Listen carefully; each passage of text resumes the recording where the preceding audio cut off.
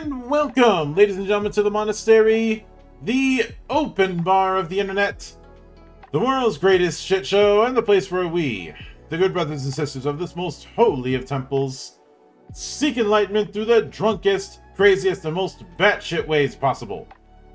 I am your one and only gaming monk, better known as Mildra, and with me, I have a returning good brother to the temple, coming back for the first time in 2 years, because it hasn't been that long. The madman behind Sacred Fire Games and Grand Odyssey, the one and only Jeffrey Seedrak. How you doing today, man? I'm doing fantastic. Pleasure to be back. Yeah, glad to, as my chiropractor often says, glad to see you're back. We're not gonna see my back guys here. Mm-hmm. So how have you been holding up for the last couple of years? I know it's been a while since we had a chat. A lot happened actually. I published my book. Went very well. I am a father now of a 1-year-old. You might hear on the background. I hope not, but if something happens, you now know. We've been to many conventions selling our books, and the community is steadily but rapidly growing. So yeah, all happy on this end. Mm-hmm. Which has come a long way since I think you mentioned originally this was just a collection of house rules for your D&D campaign, and then expanded into something else. Yes. By advice of my players, we made a book, and that book was turning out to be very popular amongst the community. Mm-hmm. And I believe, and now you are heading back to Kickstarter. I know the first time didn't pan out exactly. No, that was very horrible, but it was all my fault because I'm very bad at social media. I did the social media event halfway through Kickstarter, and yeah, the time I got traction, the Kickstarter was over. So that is all my fault. So I'm now doing it a little bit more heads up beforehand. Mm-hmm. Yeah, I mean the Kickstarter isn't even launched yet. Right now, it's in the pre-launch phase. Yes.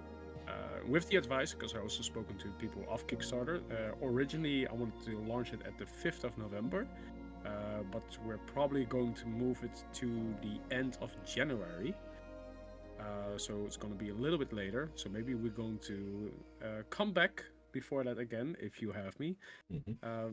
Because of the Christmas sales and all that, they advised against it because people would spend their money for gifts and they could not support me even if they wanted to, so they advised against it. So I'm following the professionals' advice, so I'm very early then for the promotion of my game.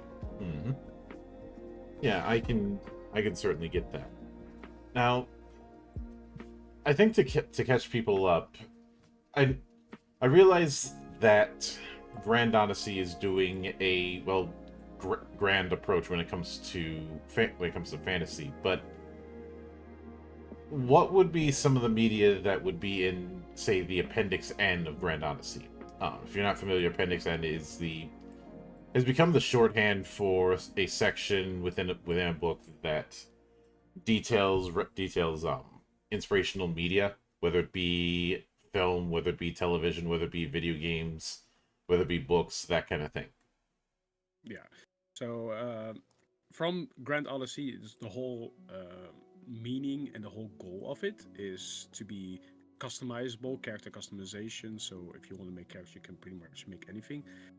Many people ask for the lore, but we kept the whole setting lore neutral, so you can put it in any game, like sci-fi, western, medieval.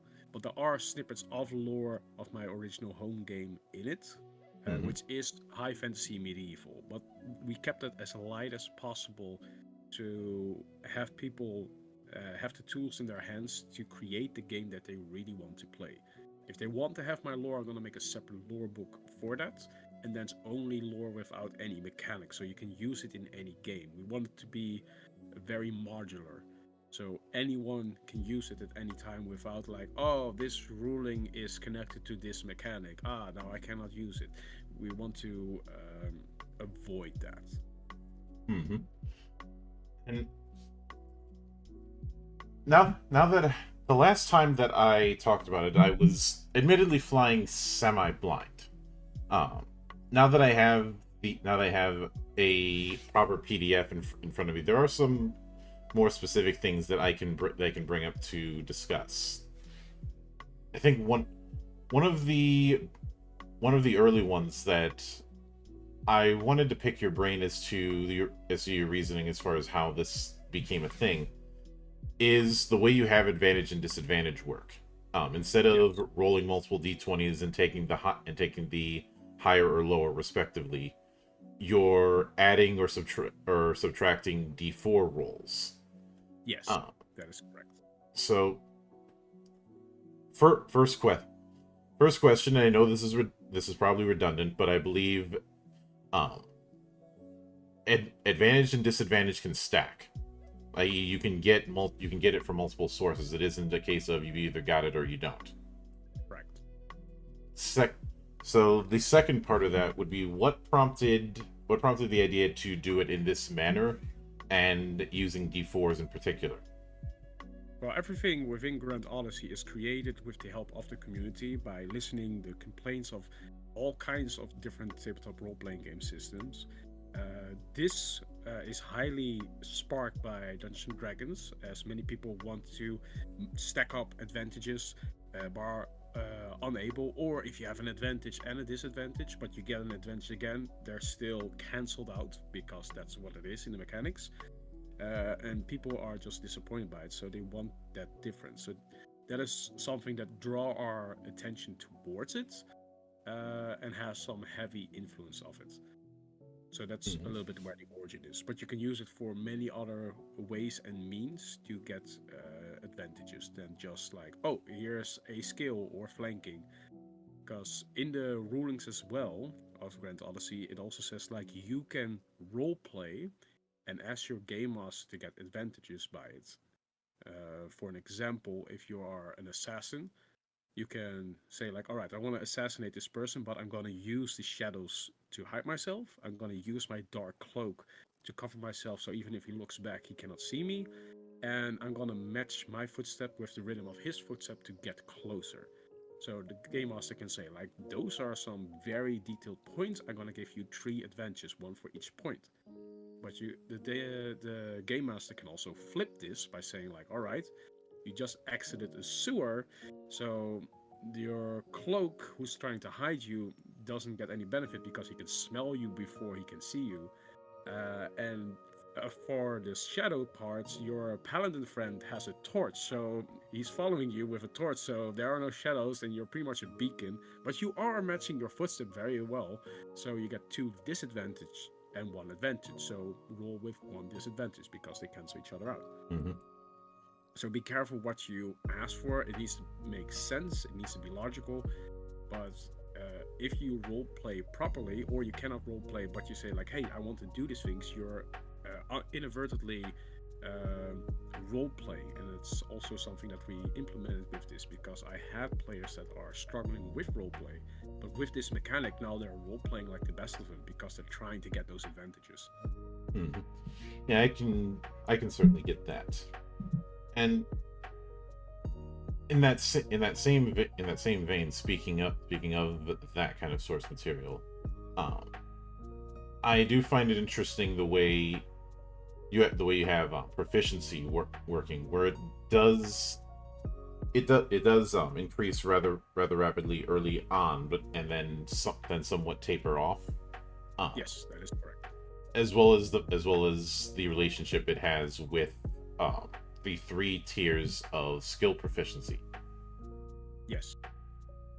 So with the proficiency, there has a different calculations. It is now just at level 1 you get 1 proficiency, and then you just add the previous level. So 1 plus 1 is 2, and then you add 2 is at level 4 you get then 3, and then you get at level 7 you get the next one, and so forth and so forth. So you add for each level the previous proficiency. So it goes rapidly early on, just like you said, but at higher levels it slows down. But compared to other games, it is pretty much on par unless you go for the epic levels. Because then I think at level 17 you get a +6, and then at level I believe 24 you get a +7, and then it's very hard to get the +8 because you need to be 31, so it slows down. Mm-hmm. I can certainly get that. Now, with that in mind, given that particular modularity, I know you have various species within the core book, but I'm curious if in keeping with that modularity, you plan on putting in guidance so that people could create their own species within the framework. Yeah. There are some guides, but those will be released with the Game Master manual, because I wanted to keep those for the people that have the tools to create their own things. So the Game Master manual will be a proper Game Master manual, not a dungeon creator like the DMG from Dungeons and Dragons, with the advices like why are rules in place, when should you change them, because just like our monster encounter that will probably come later on, we changed that completely to that of Pathfinder and Dungeons and Dragons, to fit the modern setting. But before we could fix that, we needed to understand the one that was already created and understand what their intention was and why it doesn't work. Mm-hmm. But that's for later. So, but there will be a mechanic to create your own species or create your own classes, and there will be a level that you can have for a guide, like from level 1 to level 20 and up. And you need to make sure that if you're creating something, you stay on that guideline. If you go over, you need to make sure that something goes under on the equal distance. Otherwise, you make a broken character, broken species, broken class, yada yada yada. Mm-hmm. Yeah, I can get that. Now, when it comes to classes, obviously in the playtest there's the priest and there's the warrior as examples. Yes. But would it be fair to say that even with the whole subclass end of things, there's still a bit more variety, again owing to that modularity you're shooting for? Yes. We have many more classes. These are just the example because we wanted to keep the core book as slim as possible, to keep the pricing at low, for people to have their hands on something that is modular. And even if they're playing like Pathfinder for years, they're having a campaign that they run for 5 years, and they don't want to go away from Pathfinder, they don't have to. They have now a core book that is modular. They can take everything that they want from this book and enhance their current home game. That's where they will spice things up, enrich it, and they can have that spark again what they had with their very first session. That's the whole point of it. But if I make a very thick core book, it becomes more expensive, and that threshold to step on this hype train that I'm trying to create is much higher. Mm-hmm. Yeah, I can certainly get that. Now, in that regard, within the classes, it does talk about perks. Would perks be the equivalent of like feats? Yes. We call them perks because a feat is something that you do. Like, I accomplished this feat. Most people that use feats is more something that you get. You didn't accomplish something, you get something. So it's more of a perk. That's why we changed the wording of it. Mm-hmm. Yeah, I can get that. And I do appreciate that it isn't a case of choosing between improving one of your core stats or getting a feat in that case and a perk in this case. Yeah, you can say feat for simplicity that people understand what we're talking about. Yeah, I can get that. Sometimes I end up using feat as kind of a default because old habits die hard. Exactly. It's a staple after all. that and you're not going to easily catch a ball with your opposite hand if you get my drift. No. That's why it's like it's fine. You can just call them feet. We know what the conversation is going to be about. Yeah. So speaking of that, would it be fair to say that your version of the fighter, the warrior, is one that skews a little bit towards close range combat as opposed to just being good with weapons? How I designed the warrior is the one that has a mastery of their weapons, because they are the only class, as it were, that can switch their weapons freely with a quick action. There will be a single action for Pathfinder or a bonus action for Dungeons and Dragons, because you have multiple actions at low level. So you can quickly switch to a bow without dropping your weapon. Other classes need to use a free action to drop their weapons to get the other one, but then they need to pick up the weapon that they dropped if they want to switch again. So they're wasting their action economy. The warrior is the one that can quickly adapt to the battlefield and can be at the place that they are needed the most. That is how I designed it, because every class will have a mechanic, like the main class, not the subclasses. They will have a mechanic that is designed to be at a certain space on the battlefield. Which is interesting, since there's always been the selling point of fighter of, oh, you can use any weapon, but there's often not enough of an incentive to actually use multiple weapons. Most people are just going to pick one particular way they equip their character and largely stick to that. Exactly. And in my game, there are many mechanics to also disarm someone. Sometimes even literally that you can lose an arm, but that's different. But yeah, there are mechanics that you can parry someone, and if you're skilled enough and you have a perk for that, you can even disarm them if they fail to hit you with that. And if that happens and you lose your weapons, you can quickly grab another weapon. And for the warrior, that is not a problem, because they will have their arming sword, they will probably have a dagger, they will probably have a bow or crossbow, or even something on their back scabbard behind them. They're pretty much a army Swiss knife. Disarming them doesn't mean much for them because they are adaptable on the battlefield. That's why they are the warrior. Now, within character creation, one aspect is the birth sign and what you get out of that. Yeah.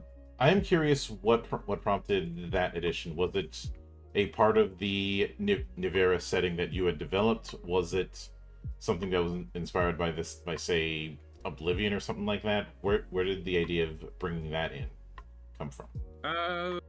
I wanted to do something with a calendar with my own setting, and we had like birthdays were a thing by my players because we already have the name of the months.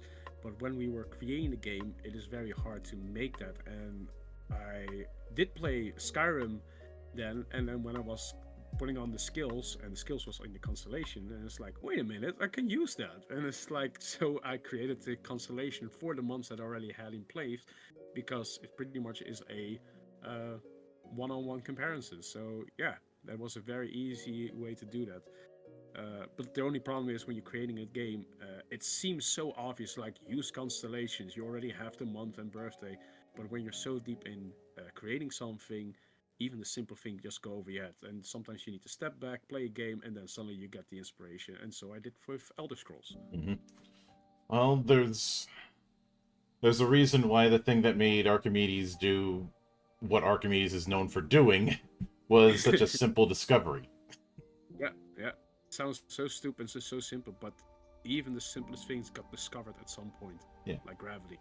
I think Asimov had once said the phrase that heralds new discoveries is not eureka, but that's funny. Yeah. I haven't heard that, but yeah, I can see him say that. Like, yeah. Also, I am not endorsing anyone pull an Archimedes, especially this time of year. It might be a bit too cold for that for some. No. The bathtub incident was very funny for us, but in that time, it was pretty normal, I believe, in that time. I'm not talking about the bathtub incident. I'm talking about him streaking down the streets of Greece. Yeah, that was the bathtub area. He was in the bath, and then he was like, "Oh, I got it!" And then he screamed Eureka naked because he was in the bath. He didn't waste the time to pull up the toga. Yeah, but now with that in mind, um, I would like to note when it comes to magic that I'm glad to once again see an MP system, for lack of a better term, Yeah, as opposed to the Vancian model. yeah. And I keep saying that. Yeah. was the idea of doing MP something that you had decided right from the word go, or was it something that was brought up by playtesters? No, this wasn't brought up by playtesters because most people are comfortable with the Vatican system, mostly because they don't know a mana system within roleplay. That's more like their lack of understanding because they're used to Dungeons and Dragons. Mm-hmm. But I wanted to create a system that is tied to the species, so it's easier to either multi-class or alter class or other things without doing a calculation of, all right, how much spell slots do I get now because it's a half caster or a quarter caster or a full caster. Mm-hmm. I also want to tie this in with the martial classes because they're also going to get skills and all that, and I don't want to do like the monks that they have key points or bardic inspiration or whatever. I wanted to have something clean that all the species get from the species that you get, and they will build up on the classes that you choose, and that they can use from that pool all their skills, all their spells, and whatnot. So it's easier, cleaner, and easy to understand for anyone that uses it. Yeah. So that's why we got the mana system that we call Spirit. Mm-hmm. Yeah, I've been very vocal over the years that I'm not the biggest fan um of the standard Vancian model. Uh, largely because when you have those limited slots like that, it can easily create what I call the rainy day paradox. There's also the fact that model is really an artifact from the pre D&D days. You know, stuff like chainmail, when it was cribbing from war games with mages as basically the artillery. But TTRPGs are not war games anymore. They haven't been for decades. And nobody, you're not going to play a tabletop RPG the way you'd play a war game.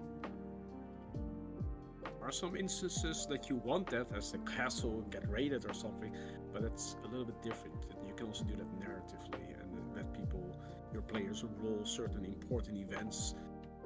You can do that with a narrative. You don't need to have a giant battle map with figures and all that. Yeah. Now, to that end, one of the things I'm curious about is what determines how many spells you would get. Is it going to be a certain feature that would tell you that, or is it when you get access to spell casting, it would be determined by one of your stats? Yeah, so there are three types of spellcasters. There's the quartercaster, half-caster, and full-caster.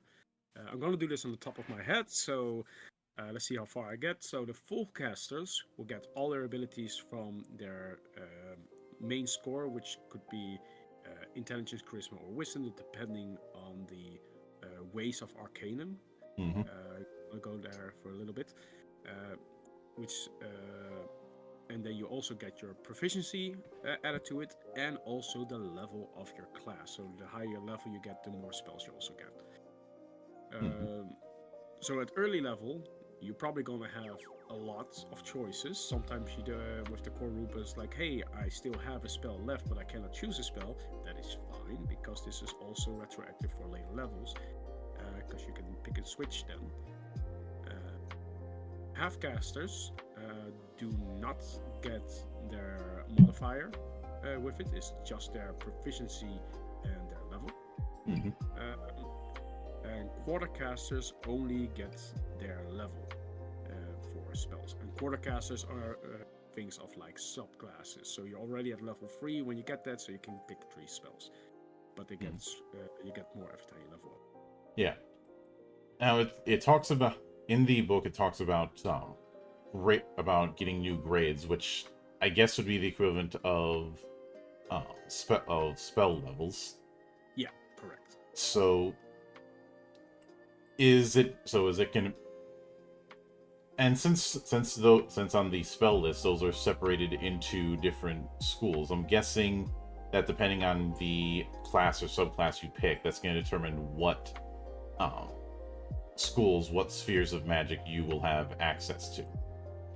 Well, there are, like I said before, there are three ways of Arcanum. That is the divine, the arcane, and the nature. Mhm. I hate that Pathfinder and Dungeons and Dragons used this as well, because when I published the book, it was right before Pathfinder 2, and I thought it was so clever. Now they also have this system. I think Pathfinder called it Primal instead of Nature. I think Dungeons and Dragons with the 6th edition also have it Primal, or have a different term for it. But yeah, you have those three things. So depending if you're a druid or arcane caster or a religious caster, you have a certain list of spell you can choose from. But then you have the schools of magic. These are going through those three ways of Arcanum. There are like apparitions for teleportation or conjuration, stuff, or just for teleportation. Conjuration is summoning things towards you. We got destruction magic for destructive effects, evocation for magical effects, and so on and so forth. I think we have 12 schools of magic, and there are a couple of extra schools that will be in later book. But to keep the book as slim as possible, these are the most important one. And the grades of magic determines like the power of the spell. So grade 1 would be the standard cantrip, but since we are using a mana system, everything will have a cost. Unless you have a certain class like the mage that you allow to like pick 3 grade 1 spells off the arcane list, and you can make that your cantrip, so you don't have to expend any spirit for it. So that is basically how the system works. You can go all the way to grade 10. Now, would there be any way to boost spell effects by through some sort of overpayment a la meta magic? There are ways to power them up, like because we have an implement of armor, we also have an implement of power. That is a flat damage that you will do. Power is for physical attacks, and magicka is for magical attacks. So the higher your magicka, the higher the base damage you do before you roll dices. It's also nice. Other ways to increase this is by spell upgrades. So you can pump more spirit into the spell to have a greater effect, like more dices or a critical effect when you critically hit, or if there's a save and they critically fail, because those tools are also in there, the effects can stagger even more. So that's one way to power it up. We also have upgraded spells. So if you have a spell that has an upgraded version, you can take that upgraded version to add that to your spell list without clogging your spell list. Like if you can only choose 9 spells, an upgraded spell doesn't count as one of those spells because you have the base spell of that. So those are ways to make things stronger. Yeah. So I can certainly get that. And now shifting from the arcane to the divine, this is where I find it interesting that you have a devotion point system for divine adjacent characters' relationship with whatever deity that they serve. Correct. Things that what irritates me in multiple tabletop role-playing games is when you have a religious class. Think of the priest, paladin, warlock, or cleric, depending on the version of game that you play. You get a subclass, and then you need to flavor a deity. A deity is more fluff for your character than actual things. Like people can go like, yeah, but I choose the Tempest, so those are the storm gods, and it's like, yeah, Thor is a storm god, but he doesn't use lightning damage. He doesn't control the rain. Things like that. So there's always a disconnect. You need to flavor it. And I created a system, and it's going to be a lot of work for me, but I'm willing to do the work.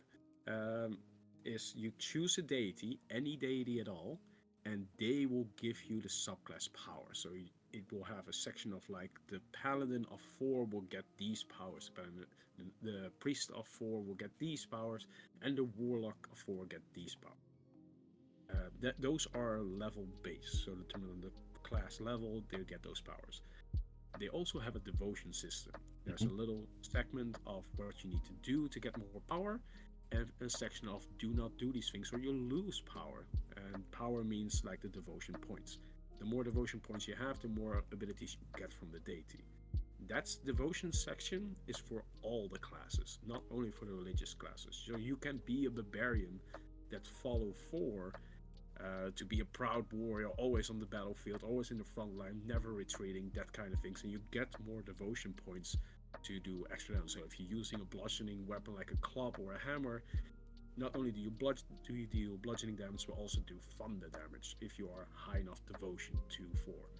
So you will always feel like, yeah, 4 is with me. I'm not multi-classing to a religious class to have that effect, but I am devoted to 4, and because I have so much devotion, I get these powers. But a religious class always have more, as in level 1, and a religious class starts at 15 devotion points, any other class starts at 1.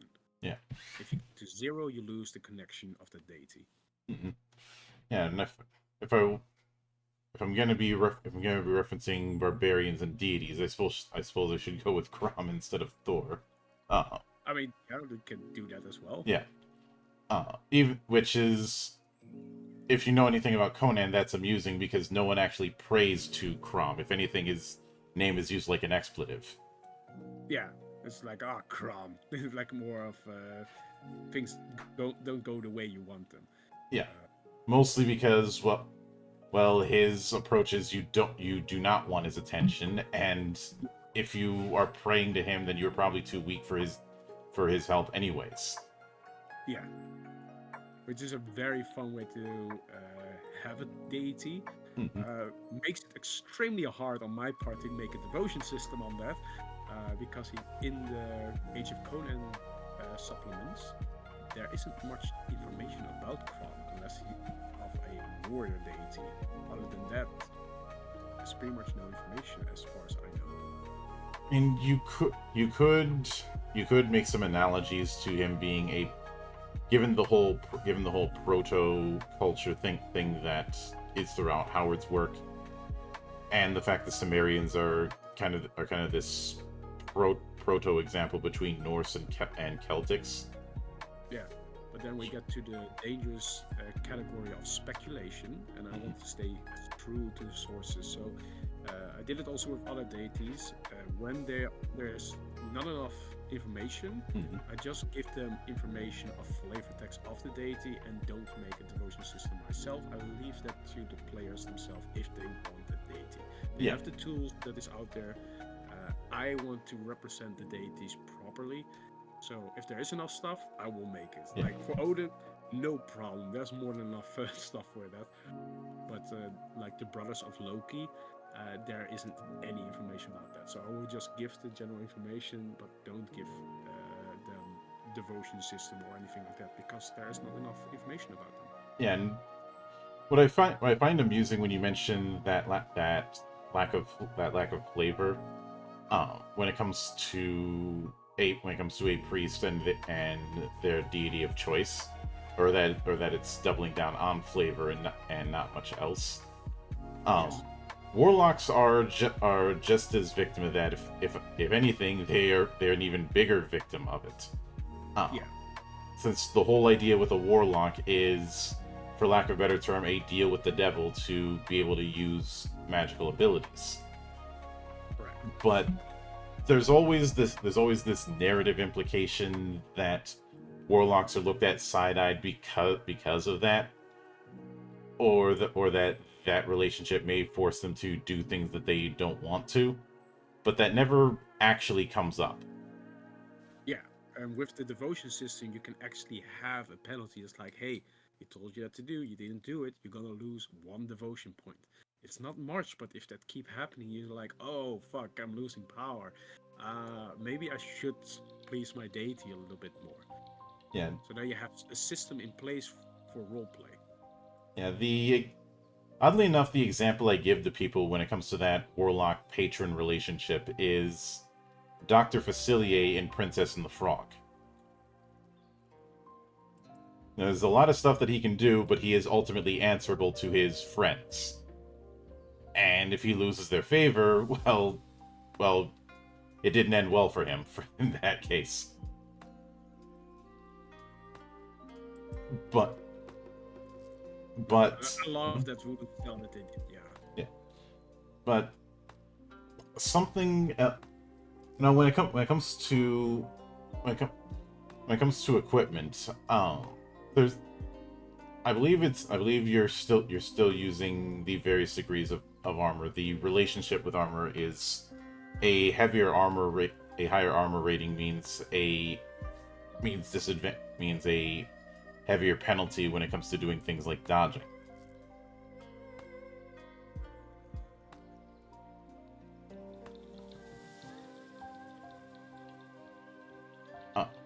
But one thing I was curious about regarding armor is whether or not it would be possible through a perk or something else to do the Sorry. Go ahead. I don't know how I am for you, but there is a lag. No worries. We'll just power through it. I'm not seeing too much of a lag on my end. Oh. No, it could be a connection spike here. You asked something about the equipment. Can you say it again? Yeah. If I've got it right, you're doing the approach where a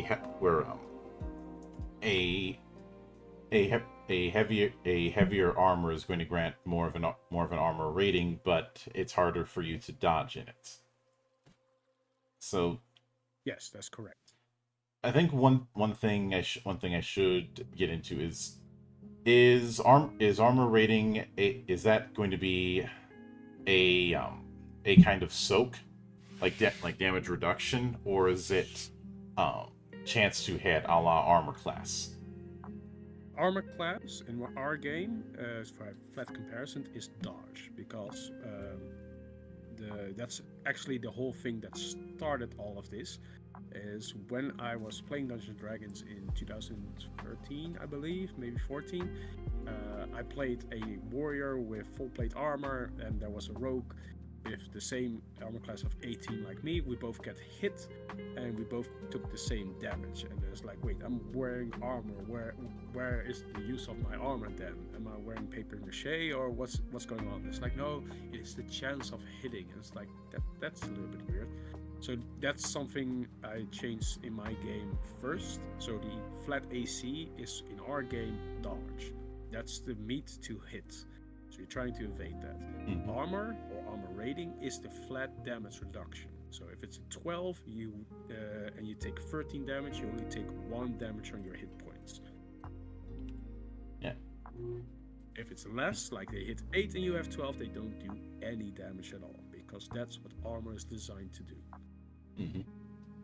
And however, the caveat for that, if someone critically hits you, your armor gets damage, and each armor will have its own damage trash points. And when that trash point is exceeded, the armor breaks. You need to repair it before that happens, because if it's broken, it cannot be repaired anymore. It's scrap. Mm-hmm. Now, something that I find interesting when it comes to the weapon side of things is that each weapon seems to have an effect and a small package of actions and reactions that it has access to. And I'm guessing that was to give marshals more options, since in a lot of fantasy games they tend to be the short end of the stick, essentially. Yes. Basically, what it bugs down to, most game, for an example, the best example I can give is like the classic sword. It does piercing damage, all right? Mm-hmm. If you're fighting a skeleton that's immune to piercing damage, either you have a feat for improvised weapons, you can use that, but otherwise you might as well just throw away your sword because it's useless. That's just a gross misinterpretation of what a weapon can be, because weapons are very versatile, and that's what we try to recreate with our game. So the sword in our game isn't a sword. It's called an arming sword, the correct historical name. You can use your dex attack to make a thrust attack, your strength to do a swinging slash attack. You can use your quick action or single action for Pathfinder or bonus action for Dungeons & Dragon to do a pommel strike, the back end of the hilt, for bludgeoning damage.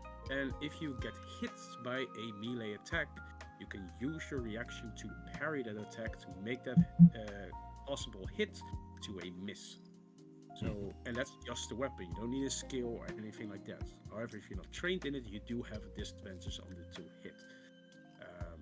And each weapon will be part of a weapon group, and these weapon groups give extra benefit to the weapon to make them feel like the proper weapon. Now, given that, when it comes to ranged weapons, would there be any options that they could use that utilize quick actions? The ranged weapon, it depends on what weapon you have. Like if you have a bow, you can be trained to use a quick action to do an extra attack with that. But bows are also a little bit changed in standard because most people is like, oh, it's only your dex, but you need to be strong to use a bow. So we have different gradations of bow depending on their draw weight. And if you have a heavier bow, like a war bow, is like 150-pound draw weight, I believe. Yeah, you need to have like an 18 in your strength score in order to use that, because there's no way a standard Joe can draw that back all the way to full draw weight.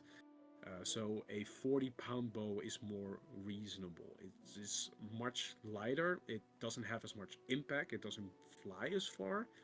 It can still be deadly at close range, but if you want to go to that war bow status that can shoot extremely far and can do a lot of damage, yeah, you need to also have a high strength. So there's a strength requirement from these bows. But you can use a quick action to shoot again if you have the proper class for it, or perks like a sharpshooter, or I think archery adept, I believe. I don't know that from the top of my head.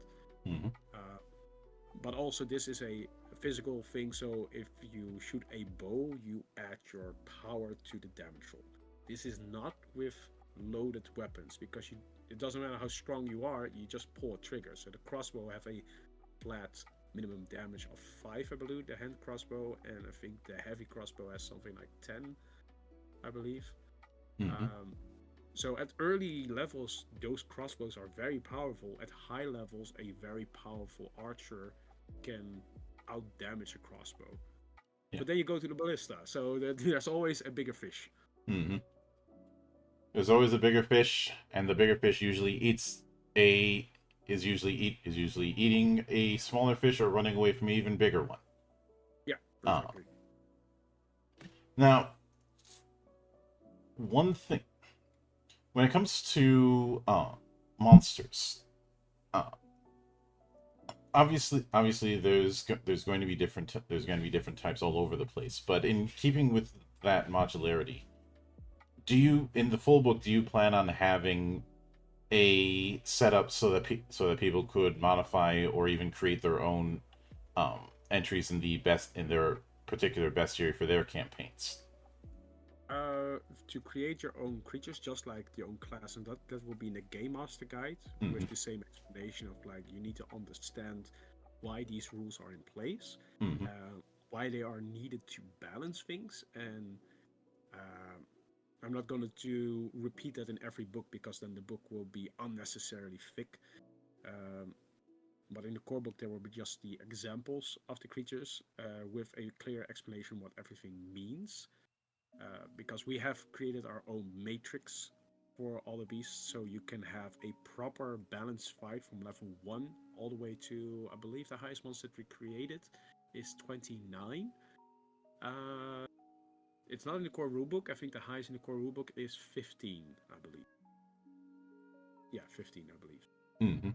I can certainly get that. And within the ones that I saw, it looked like there was a for lack of a better term, a difficulty level entry, um, of say 2E or 4M. I'm guessing the EMH is easy, medium, hard, and the Yes, difficulty level is the recommended player level. yeah, correct. Because then it's very easy to uh, make a encounter. Because how we designed it, if your party says we want a encounter that is balanced right now, within 5 minutes you could have an encounter on the table without the fear of either underperforming or TPKing.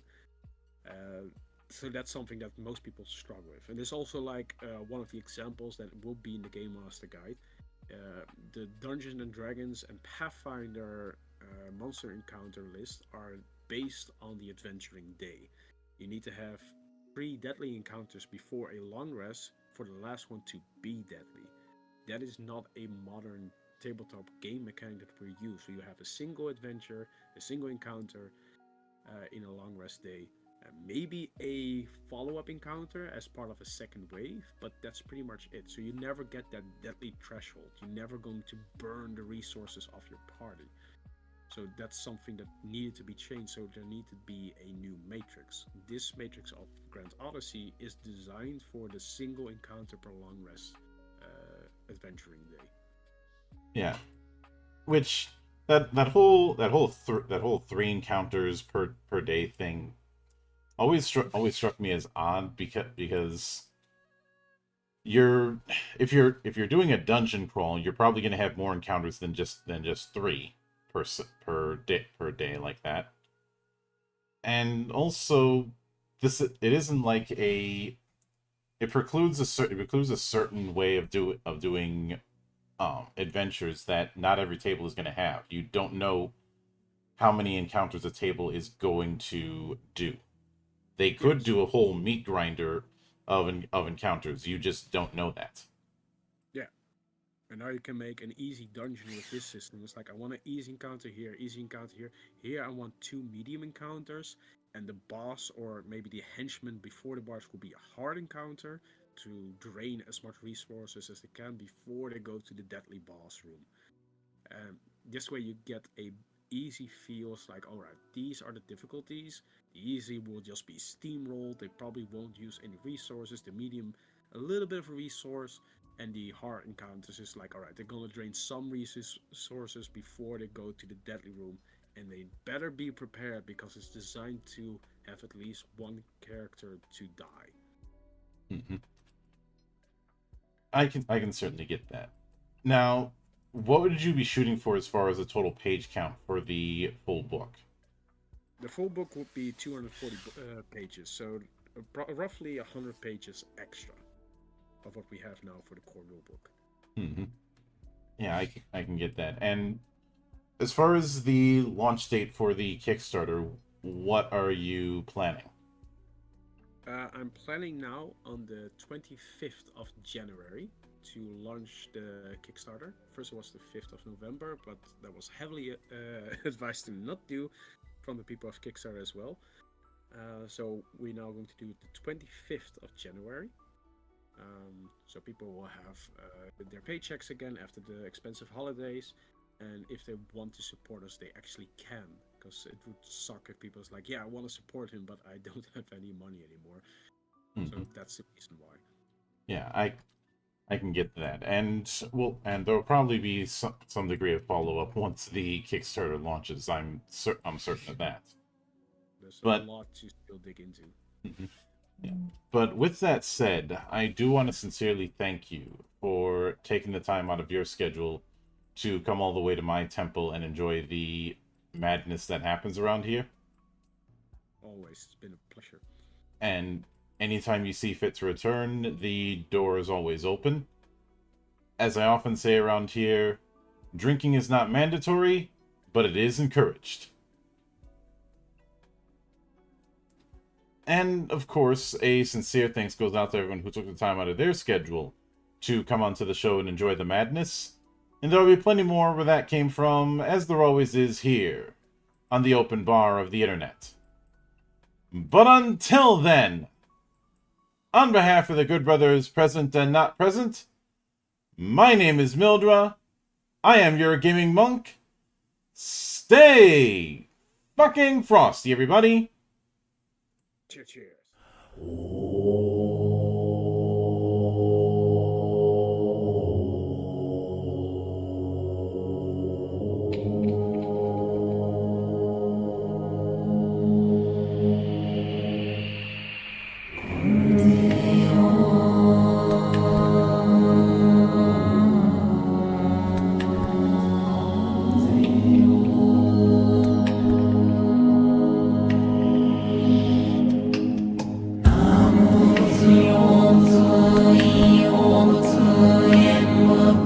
Soin, so la kunga, jo, jo, men, kan, ze,